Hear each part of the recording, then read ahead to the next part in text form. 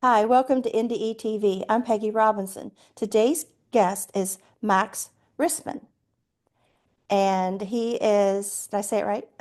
Yes. Okay. And he made a film named Upon Waking, and he's here to talk about it. I watched it, and it is amazing, and it takes so much out of what we talk about through near-death experiences, shared death experiences, and spiritual experiences. So it's really awesome. Well, thank you. And So thanks so what much made for inviting me. What made you start to make something like this? This is very different. Yeah, sure. So I personally have never had a near-death experience. And when I wanted to make my first movie, I was kind of exploring just a variety of different topics and situations. And, I wanted to do something kind of contained and, that could, be done in with limited locations and limited resources. It was but it was taking me a really long time to figure out what I wanted to say and what story I wanted to tell. And I was kind of bouncing around aimlessly. And then when I started to learn about near-death experiences, and I read some of the more famous books about it, like Raymond Moody's book and Evan Alexander's book. It was just very, I found it very compelling how, how transformed people became after their near-death experience and how differently they saw the world and how, their priorities shifted and they kind of experienced this whole new lease on life and whole new perspective on what really matters. And ideally, in a good movie, that's what happens with the characters. They go through something and they emerge totally transformed with a new perspective on life. So I really wanted to combine these two very, transformative vehicles, the near-death experience and just the structure of, um, you know, uh, a beginning, middle, end movie to kind of have these characters go through something together and emerge totally transformed. And so that's kind of what got me, started down the path of making this film. Now, were you the writer? Did you do the screenplay and everything? Yeah, I wrote and directed it. Wow. Yes. Wow. Well, you're a genius because it is amazing how well it depicts all of these elements that we talk about in our near-death experiences and share death. And I think it does so much more seeing it in this film than, all of us sitting here telling our stories and people forget. And it seems like films, people get it and it sticks with them. And maybe they can process what's really happening here by watching a film like this. Well, thank you. And, coming from, yourself as someone who's been through a near-death experience, I really strove to make it as authentic as possible. Obviously, I had to take creative liberties and, telling the story and, kind of making it work on a story level while at the same time keeping it true to the kind of near-death experience fundamentals that, that many people report. And so, yourself as someone who has experienced it firsthand, it means a lot that it connected with you and resonated with you. Um, yeah, that's kind of what I was aiming Yeah. for. And it captured my interest right away. So many movies like that it doesn't capture my interest within the next first 5 minutes. Like, oh, what else is on? Because we have so many choices nowadays, but it caught my Right. interest and kept me there the whole time. Great. Well, that's great to hear. Yeah. That's what every no filmmaker wants to hear that their movie failed to, keep people's interest. So that's that means a lot. Yeah, it was very good. And I'm not going to give anything away about the movie, but um, the way it displayed how time slows down. Hmm. Right, right. Yeah. And I mean, I remember, reading about people's accounts of how, yeah, like a minute could feel like a week. And, sometimes time speeds up, sometimes it slows down, and sometimes it just kind of has no, sense of linear progression whatsoever. But I thought I mean, I'll spoil it a little bit. These girls are trapped in a near-death experience together for, what in physical time is like a few hours, but for them it feels like years. And I thought that, there's no better way for two people to get to know each other than them being stuck on this kind of spiritual plane together, where they can't leave, they can't interact with anyone else, and they're together for what feels like years. And then on the outside, it's only been a few hours, so everyone's kind of surprised that they have this kind of bond and have this connection, um, when really they've only known each other for a very short while in the physical world. And if anyone has watched the Reese Witherspoon movie, Just Like Heaven, it's somewhat like that, only they're both in this outside of their body, while in coma and experience this. And so what I love about it is that it's longer. Like most NDE movies, they'll have this NDE somewhere in the movie and they'll retell it to someone and they might show some short clips of what they saw, but this is practically the whole movie almost. Right, Uh, right, right, Um, exactly, yeah, yeah. And I mean, the um when you have two people in a near-death experience sharing it together, and then one of them leaves the near-death experience, then that's kind of something I wanted to explore and play with as well.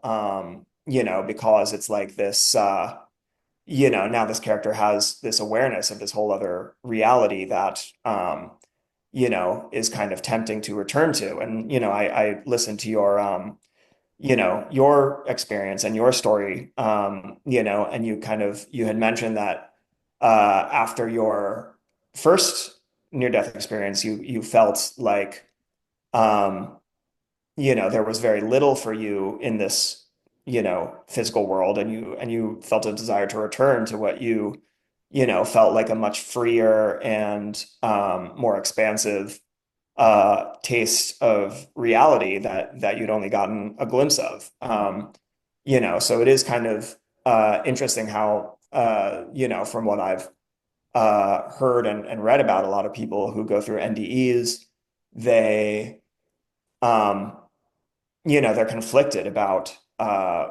whether or not to return and, kind of go through life knowing that there's a more, potentially more vibrant reality going on, that they got a taste of, but that they, you know, are no longer a part of.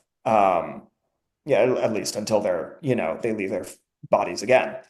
So yeah, that was definitely something that I tried to delve into the film as yeah, well. you did.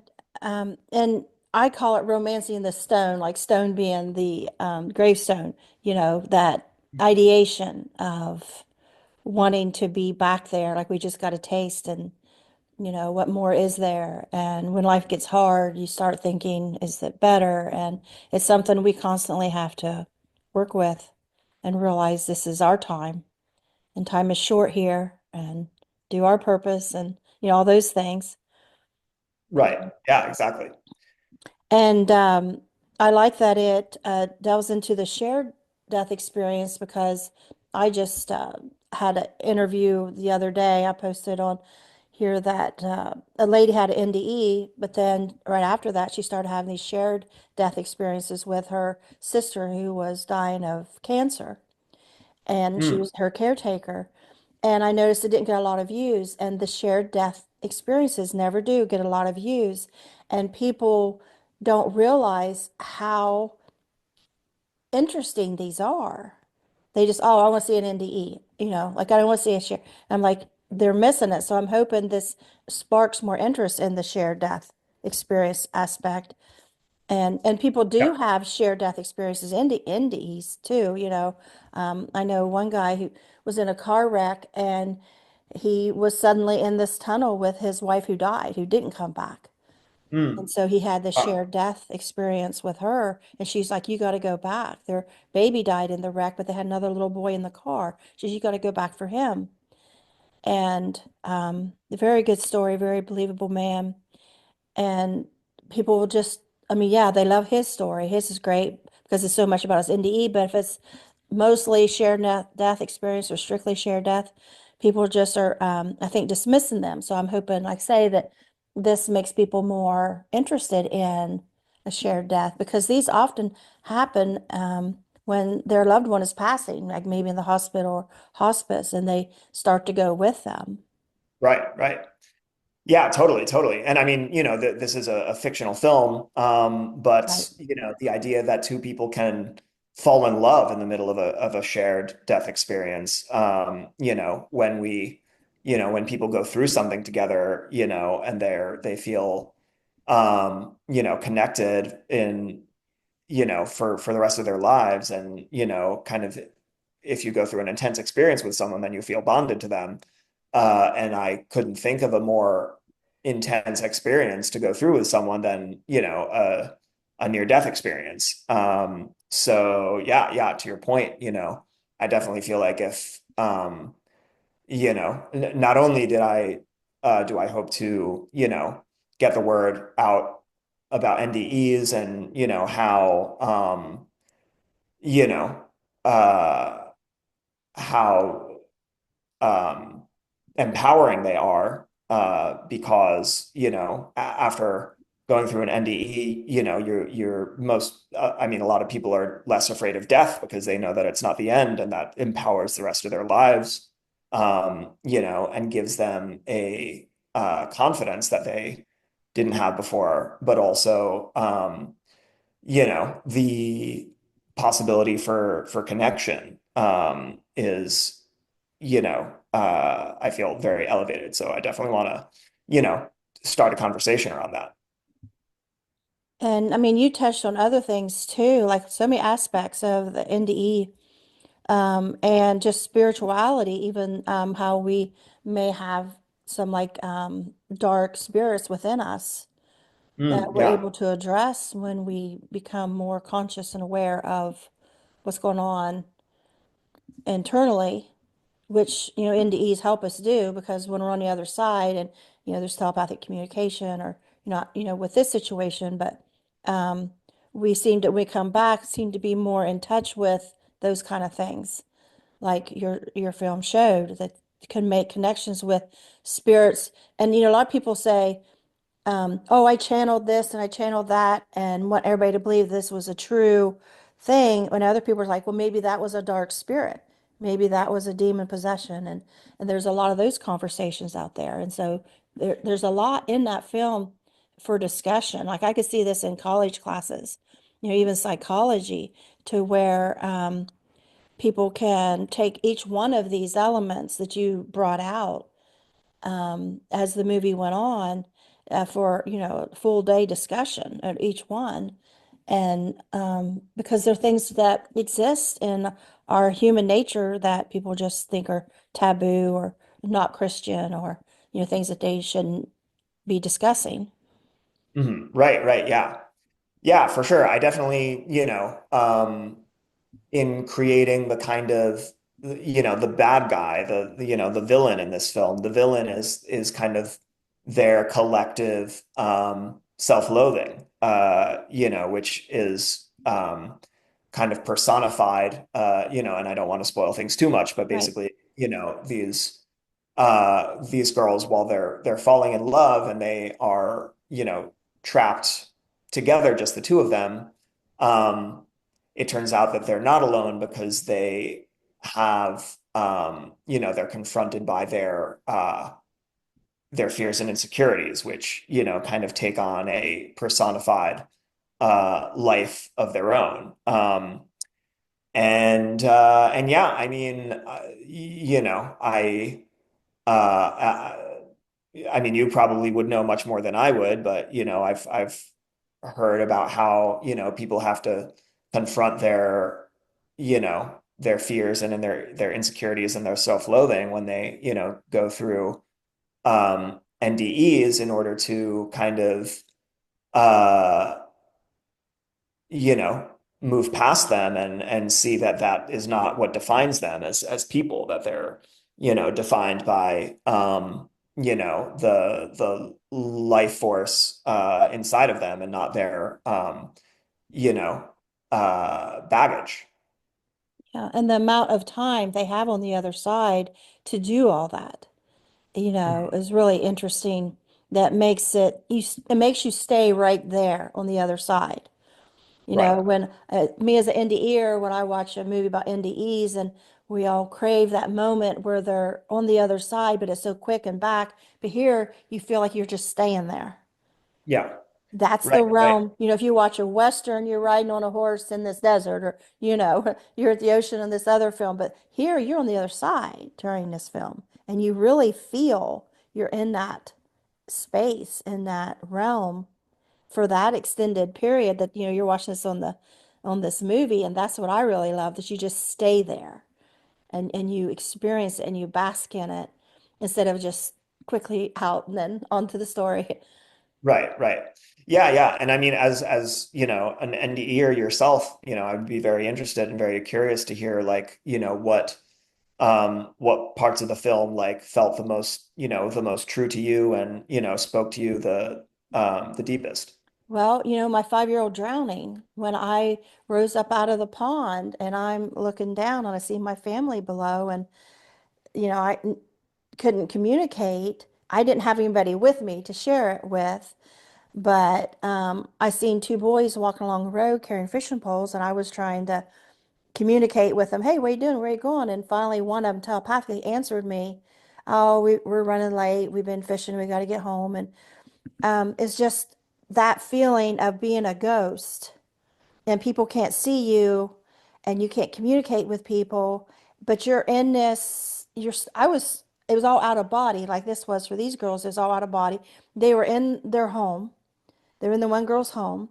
So with me, I was running around our community, flying around our community, over Yeah. the pond and over to this house. And these people were in there. These ghosts was in there talking. I saw them and I said, where can I find kids to play with? And he said, find a graveyard. And I thought, well, that's weird. And so it was that feeling of not being of this world, but you're still in it. Like they can't see you, they can't hear you. I'm still here. I'm still me, but I'm flying and I'm wanting to play with kids and I'm exploring. And so that resonated with me, to be in the out of body and being in a place that you just hang out now. Right. Where a lot of people, had this experience and this and that in their back, where I hung out for a long time. It seemed Mm. like a long time to me that I was, hovering over the pond and went towards this house and went down, the highway, saw those boys, went on down the highway and dipped down into the west side of Marietta and was running around trying to play kickball with these kids who didn't see me, and no in and out houses, and then back over the pond looking down at my family. And so that's what resonated me is, what other movie could I watch and say I know what that place is like? Yeah. You're right. Right. Yeah. That space, that place, that is nobody seems to know. I can Mm. talk to other indie ears, and they had their experience and I had mine, but to watch something that is that I was there, I was on the other side, and these girls are on the other side, and it goes on, and I just love feeling in that space again in Mm. Okay. through the movie. Wow. Awesome. Well, yeah, I mean that, that's great to hear as that it felt authentic to you. Yeah, Because this was kind of something that I was trying to, just create from my own imagination. yeah, you did good. And then even when, the one girl, I don't want to spoil it either, but later how she is processing it and trying to decide what to do with it. And we go through those things too when we're back. You know, what do Mhm. we do now? This has changed me. I know all these things now. I didn't before. I'm a changed person. And you're so aware of the spiritual realm that it's just like walking out your door and going someplace else. It's that close. It's that familiar. And to live in on earth with other people that most don't know what you are talking about. Mhm. Um, at my husband's doctor appointment yesterday, we got talking to an old guy and realized he don't live that far from us, and conversations went, and I ended up talking about NDEs. And he says, I don't believe that. He says, I die once and that's it. I'm like, Mhm. okay. I said, so if you Mhm. had a heart attack right now on this chair here in the hospital and you were out for a while and they came and revived you, don't you think it's possible that you might experience something while you were gone? I don't know. Yeah. Sure, So, sure. I mean, I it's a went from big, no way to I don't it's a know. So, barrier. Yeah, yeah. Right, I know. And that, that's kind of what I was trying to explore with the character of the mother. The mother of the character Irene, she obviously loves her daughter very much, but she's a very protective woman and a very practical woman and you know, and wants to support her daughter when she comes out of her coma. But there's just such a vast amount of uh things that she couldn't possibly understand, and Irene knows this and kind of just needs to cut to the chase and kind of uh, expresses her love for her mother while also knowing that her mother couldn't really understand what she had been through. and Irene being what she had been through, she had such wisdom and knowledge that she couldn't have had without Right. having this experience that wanted to help her mother go on to her next level of her healing. And that's what we ultimately do with our NDEs as we're processing them, is realizing that we can find healing through this knowledge and wisdom that we gained on the other side and our processing of what happened on the other side that we couldn't have got otherwise. You know, like me with the drowning, when I come back 5 years old and I'm sitting on the road and I think, why would I go up to that house, the family don't love me? I want to Mhm. go back to what I was just doing because I had this knowledge that, I felt a 5-year-old shouldn't have, but I have it now. And and we're changed after that. Often we can see spirits, ghosts. I mean, that which is really taboo thing to come out and say. I don't like even saying it out loud because I grew up with a grandmother that was of the devil. You didn't Mhm. talk about those things. And I thought, well, I have this memory I've had for all these decades, and it's never faded. And so um, I have other things that confirm it. So logically, I have to conclude that this was a correct experience. Yeah. As crazy Yeah. as it sounds. Right, right. And as a filmmaker, one of the questions that I feel compelled to explore is the kind of dichotomy between religion and spirituality. And, there's a lot of overlap, obviously, but, sometimes people's religion can block them from certain receptivity. And that's something that I explore in this film. That's something that I explore in other things that I write. But yeah, kind of the relationship between spirituality and religion is, something that is a big theme that I like to work with. And you weaved that topic in there very gently and neutral, which I think would be a hard thing to do because it seems like a Mhm. lot of movies want to sway an Right. audience one way or the other. And you didn't do that. Well, thank you. Yeah, I tried to be exactly that, to, kind of uh set the table for people to, uh think about things, but not tell them what to think. Yeah. Yeah. And there's the Christian near-death experience movies, but and then there's the kind of NDE movies that are kind of like horror stories. Mhm. And I like this that it, like I say, it's more of an information and non-political, neutral. Yes, it is the girl's first date, so there's that. But I only can only imagine that's going to start a lot of conversation. Right. Yeah. And that's, that's definitely my aim. And,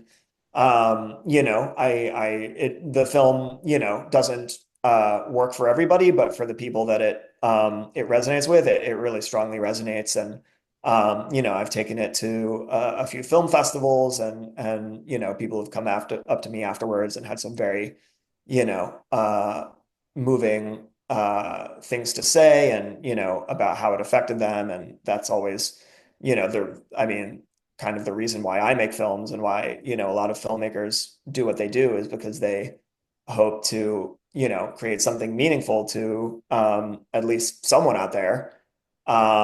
So yeah, it's been very heartening to hear the responses from people for whom it clicked with.